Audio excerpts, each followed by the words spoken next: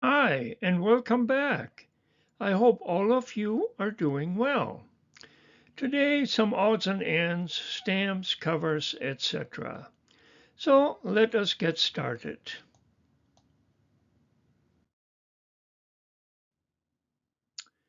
USA, an 1881 postal card with partial, what appears to be doubling of the instruction line. This line right up here, and a blow up on the bottom of the screen. I got one even larger blow up on the next slide. So let's take a look there.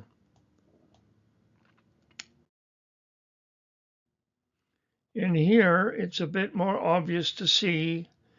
You got partial letters doubled, like the A, and so on down the line, all the way from almost the beginning to pretty much the end. I have not found any listings, and maybe it's insignificant, but to me it looks like an interesting item and probably a keeper until some more information becomes available, if it does.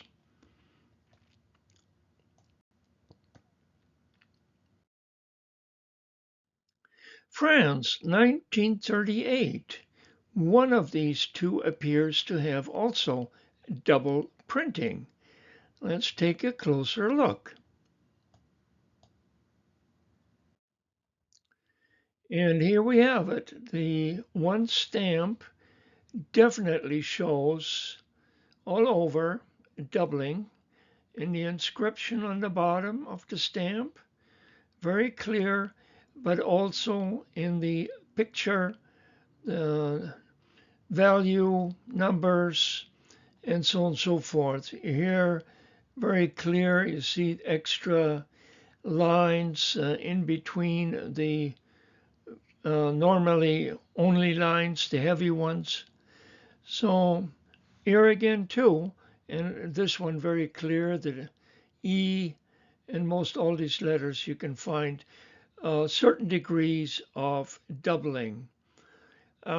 Here too, I have not been able to find any catalog listings, whether it's Series, Michelle, or Scott. So who knows? I'm always looking for a second copy, but thus far, yeah, I have not been able to find one. Maybe one of you fellows or ladies has an extra or a similar copy with possible doubling. Please let me know in the comments below.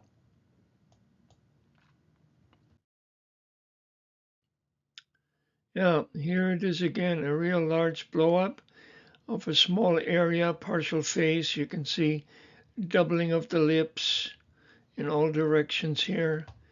And the whole pattern is just all doubled.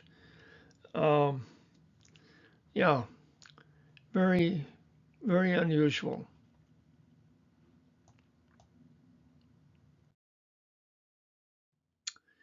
And here we have a US postal note card, which were used from February 1st, 1945 to March 31st of 1951.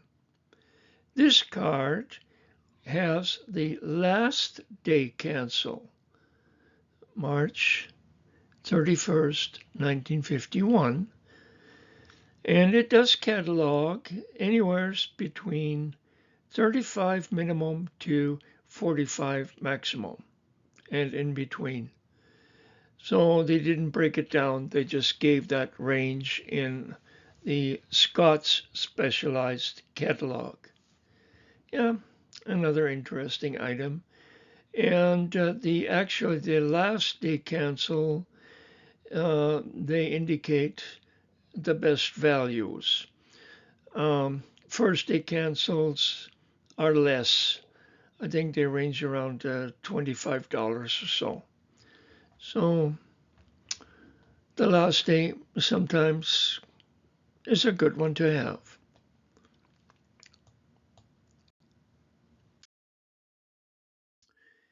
And USA, something more modern, 1969 Christmas stamps. These have experimental precancels. They were done in 4 specific cities, as shown: Baltimore in Maryland, Atlanta in Georgia, New Haven, Connecticut, and Memphis, Tennessee. Yeah, quite a nice set. It was, I don't know, part of a larger miscellaneous lot acquired some time ago. Let's take a closer look, however. Maybe there's something interesting.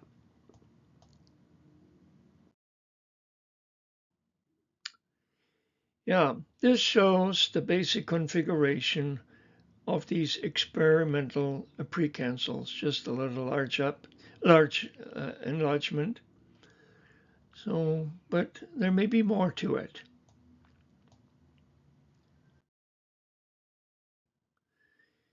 This, these pictures, I apologize, they're not really clear, but most difficult for me to actually take. They were done with all hands busy holding the UV light, the ultraviolet light, which reveals also an unlisted tagging difference only of the New Haven, Connecticut stamps. Split tagging pattern. You can see horizontally the split. So that means they must have shifted um, the sheet or however they do the tagging. I am not sure. Here again, a comparison. This is the normal solid rectangular block of tagging. And here again, to compare the split in the tagging.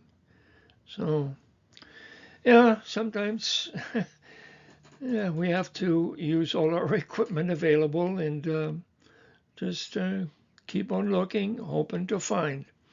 So, since it is unlisted, again, is it something special of special value or just a freak or what do we have here?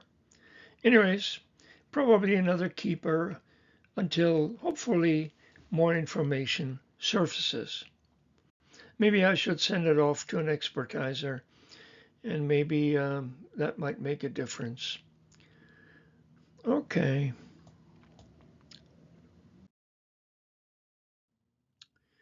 And here on the left, Germany, a 1923 mint not hinged airmail gutter pair, which catalogs $4, which is not a lot, but compared to a mint not hinged single of this gutter pair, it only catalogs a mere 60 cents, even in not hinged, even as old as it is, out of the early 1920s. The People's Republic of China stamps, straight up, of 1959, a mint stamp, no gum as issued, has a surprising catalog value of $40. Yeah, who would have guessed that? A 1959 issue. Yeah, very interesting.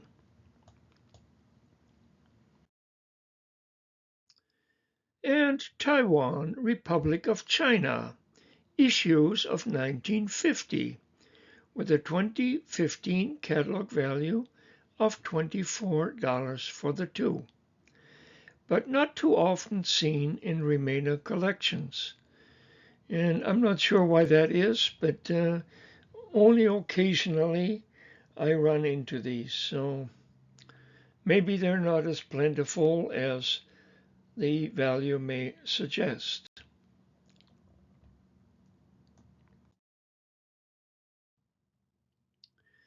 And now we are in Indonesia.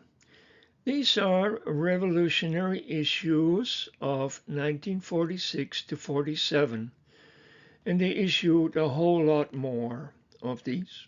But here's just a small sample of some of them.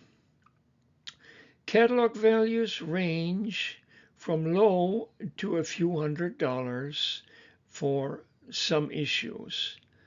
The issues shown are of lower value, from under $1 to a few dollars, but not very high values. But very interesting items, and just the way they did them. I don't know, stuff like that. Yeah, can, be very interesting.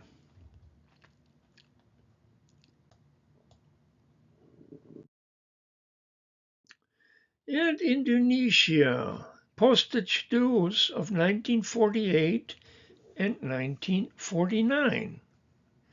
Just for the fun of it, which do you feel are of better value? I will pause this picture for a moment.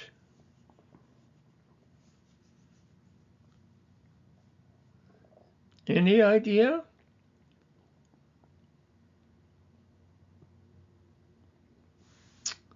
Okay, let us take a look.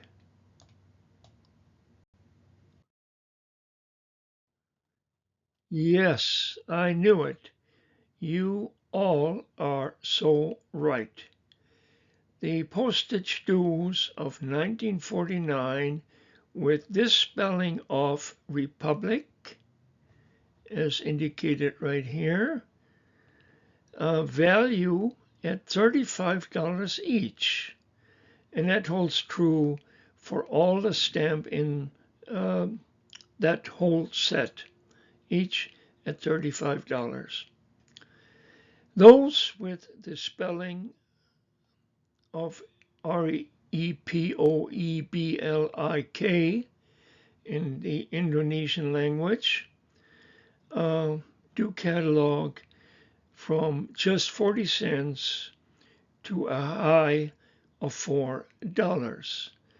And the $4 stamp happens to be the 1 rupiah right here between the two better ones. So all the others are lower. I believe the 50 also catalogs around a couple of dollars or so.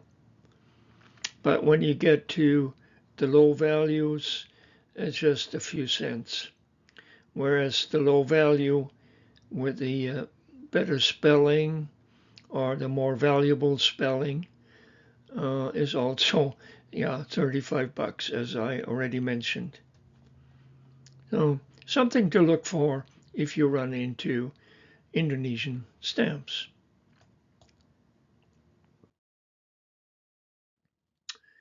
And here we have a interesting cover with, well, again, interesting franking mix of a Netherlands Indies stamp, this one right here, the blue in the middle, of 1946, and Indonesia stamps of 1948 and 49. In Netherlands Indies changed its name to Indonesia in 1948. So these stamps evidently overlapped and were okay to use until perhaps used up or phased out, and then only Indonesia inscripted stamps were used from then on to present day.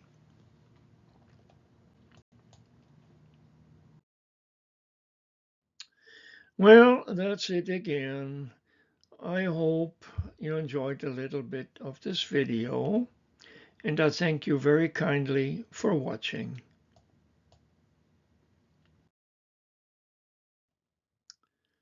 Yeah, again, all kinds of weird stuff out there, interesting and some worthwhile to research.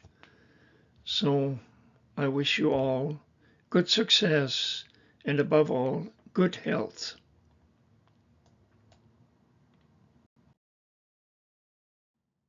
My channel, Stamp Space, My Fun Things.